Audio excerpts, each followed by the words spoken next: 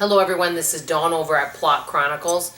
Today I wanted to share with you guys about a book that I read that there was not one likable character.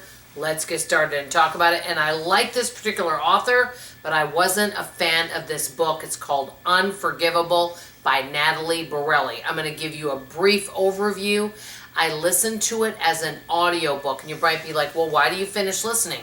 Well, to me, if I've already listened to 50% of it, I generally finish it, okay? So I didn't skim, I listened to the whole thing. And also, even if I don't love a book, a lot of times I want to know what happens at the end.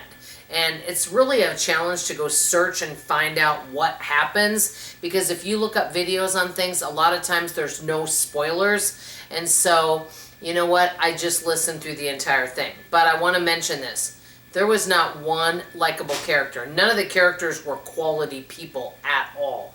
Okay, listen to what this one's about. Okay, Laura is engaged to Jack, but this is the interesting part about it.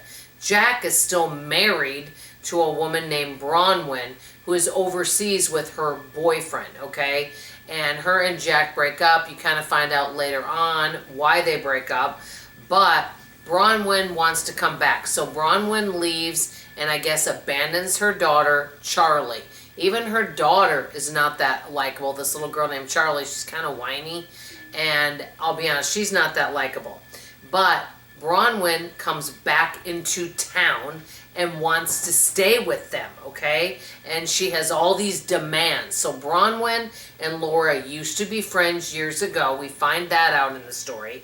So I'm not giving any spoilers away with that. But strange things start happening and Laura goes unhinged. Jack is out of work, which you find out why he's been out of work for so long, and you find out why. But Jack is not that likable and does not treat Laura that well. And as a matter of fact, in the story, he calls her a few names. I mean, would you want to be engaged to somebody that calls you names? I don't think so. But so that's kind of what the story's about. And of course, this little girl's in the midst of all this. Honestly, it was a predictable story. But the thing is there really literally was not one character in this book, or there wasn't a heroine. You would think Laura would be the heroine. But she really is unlikable and she becomes unhinged. And if she becomes unhinged because this woman is staying with her and strange things are happening, you know what? Imagine she would be like that later on. And of course, I wasn't a fan of her being engaged to this guy when he's still legally married, and this Bronwyn doesn't seem to want to give him a divorce and is making that difficult. So it's kind of the story of that, but honestly, it was predictable, and I kind of figured out what was happening throughout.